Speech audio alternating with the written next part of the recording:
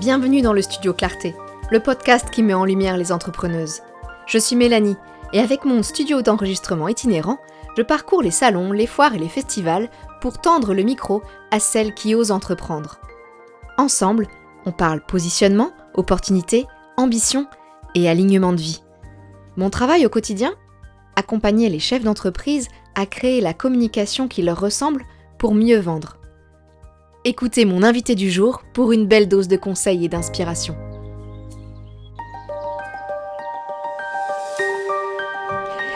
Bonjour Annie. Bonjour Mélanie.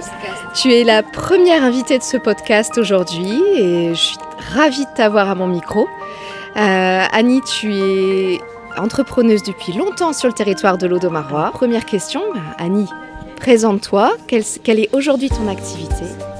Alors tout d'abord, merci Mélanie de m'avoir invitée à témoigner sur les auto-entrepreneuses que je suis effectivement depuis longtemps.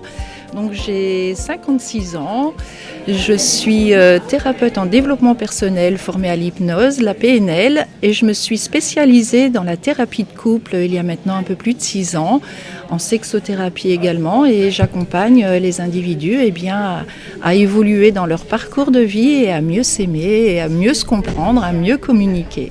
Alors je suis ici aujourd'hui pour cette conférence qui va parler de dépendance affective. C'est tout un programme.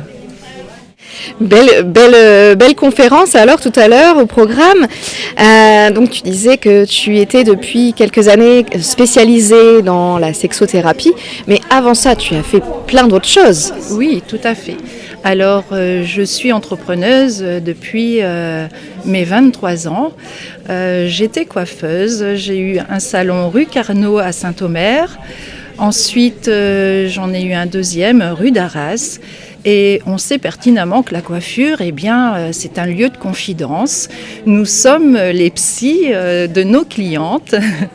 Et donc, étant autant passionnée par l'humain que la coiffure, j'ai décidé de m'orienter vers la psychologie, tout en ne sachant pas réellement vers quelle direction je voulais aller.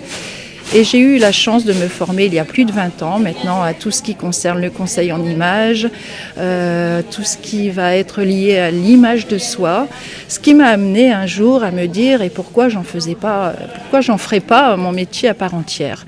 Et là, j'ai eu cette chance de me former à différentes formations sur Paris, notamment en hypnose, PNL, etc. Et j'ai eu l'audace de quitter la coiffure réellement depuis maintenant 15 ans pour ne faire que de la thérapie et également de l'accompagnement en atelier, mission locale, lycée professionnel pour dynamiser l'image du point de vue esthétique et également la partie psychologie, valoriser l'image de soi et comment apprendre à s'aimer à travers tous ces outils-là.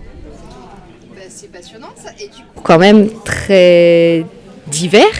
Tu es passé de la coiffure à la thérapie par l'image.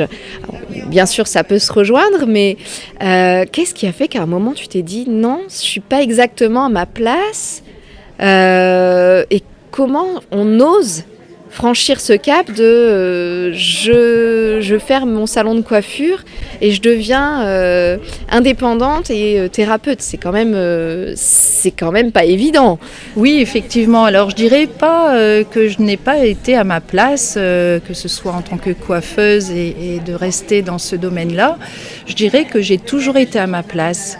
Et dans tout ce que j'ai entrepris sur moi-même, depuis maintenant un peu plus de 30 ans, on va dire que j'ai défraîchi tous ces démons qui peuvent nous habiter. Donc c'est un parcours personnel qui m'a amené à me dire que si moi, avec ce si peu de manque de confiance en moi que je pouvais avoir, même si ça ne se voyait pas à l'époque, si moi je l'ai fait, tout le monde peut le faire. Et donc on va dire que la vie n'est qu'une succession de rencontres, de choix de vie, et je décide à tout moment d'anticiper ses choix de vie et également de les prendre à bras le corps et de pouvoir me donner des défis aussi. Je suis quelqu'un qui aime les défis, quelqu'un qui aime se repenser, qui se remet toujours en question et j'aime aussi m'amuser. Je suis quelqu'un de passionné, je suis une amoureuse de la vie d'ailleurs. On me dit que je suis amoureuse de la vie et c'est comme ça aussi que j'appelle mes followers, donc les amoureux de la vie. Ah, c'est une belle définition. Alors, c'est rigolo parce que tu nous parles vraiment d'intériorité, de personne, de défis que tu te lances personnellement, mais tu arrives à les transformer pour en faire ton activité professionnelle. Oui, quand même. exactement. Alors ça, c'est pas toujours gagné et pas toujours donné à tout le monde d'arriver à aligner sa vie et son activité professionnelle. C'est justement ça. C'est justement ce type de témoignage que je trouve hyper inspirant pour nos auditrices, pour leur montrer que c'est possible. Qu'est-ce que tu as mis en place pour toi ou pour ton business qui fait que tu arrives à t'aligner et à constamment réévaluer ta situation, puisque, comme tu dis, à un moment, tu étais coiffeuse, mais tu te sentais bien. Oui, exactement. Et d'ailleurs, mon salon de coiffure, mon deuxième salon de coiffure, qui s'appelait Reflet de Soie, rue d'Arras à Saint-Omer, c'est un salon qui marchait bien. Et c'est d'autant plus difficile de quitter quelque chose qui fonctionne bien, tout lâcher pour justement me dédier complètement à la thérapie. Et la chose en laquelle je me fais le plus confiance, c'est quand ça résonne en moi et quand je crois en moi, eh bien je me dis que je ne peux que réussir. Et voilà maintenant plus de 15 ans que je suis thérapeute et je suis toujours là, présente, toujours à me repenser. J'ai d'ailleurs également créé mon jeu de cartes il y a 1 an et demi, un jeu de cartes dédié au couple pour mieux communiquer dans la relation et apprendre à découvrir l'autre dans son renouveau. D'accord, donc on est d'accord que ce n'est pas un moment fixé pour toujours et que tu travailles ta vision et ton parcours et tes défis justement les uns après les autres et que tu réévalues systématiquement ta posture. La vie n'est une succession, tout bouge, tout va vite aujourd'hui et les opportunités, elles se présentent pas toujours 2 fois. Et quand l'opportunité d'ouvrir mon cabinet dans un milieu médical m'a été proposée, j'ai pas réfléchi finalement trop longtemps parce que c'est quand il y a un ressenti, quand il y a une impulse intérieure, c'est là où on se dit on est à la bonne place. Ah, ça c'est beau, c'est à retenir. Donc vous avez entendu, quand vous sentez que c'est le moment, que c'est là, il faut y aller, il faut oser. Et parfois, en effet, c'est pas toujours cadré et c'est pas toujours on ne sait pas exactement ce qui va être derrière. Oui, bien sûr, parce que c'est vrai que de passer de la coiffeuse, même si on me disait souvent quand on vient chez vous, on a plus que de la coiffure, on a de l'écoute, on repart avec des conseils, chose que je faisais naturellement et après ça s'est un peu plus précisé avec toutes les formations que j'ai pu faire, mon expérience personnelle également. À 56 ans aujourd'hui, ce parcours de vie m'amène aussi à pouvoir guider les autres avec les outils que j'ai pu utiliser et qui ont fonctionné sur moi.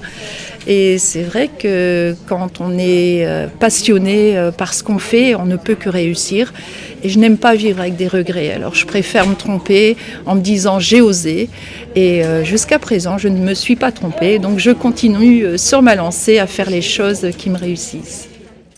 C'est très chouette et c'est très encourageant pour toutes celles qui peuvent nous écouter. Quel est ton prochain défi alors ? Alors, mon prochain défi, qu'est-ce que ça pourrait être ? Eh bien, en aparté, je me suis lancé un défi où je me suis lancée à faire des shootings photos depuis le mois de décembre. Et donc ça m'a également apporté une dynamique différente, toujours par rapport à l'image de soi. Ça me permet de rencontrer des gens. Ça me permet aussi de transmettre qu'à n'importe quel âge, on peut avoir des défis, même qu'ils soient personnels ou pas. Et j'adore la photo, autant en prendre que de poser. Et donc ça me réussit plutôt pas mal car j'ai beaucoup de demandes de photographes qui veulent me shooter. Donc là je reviens d'un voyage à Palavas-les-Flots où j'ai shooté pour un photographe. Donc voilà, je fais des belles rencontres.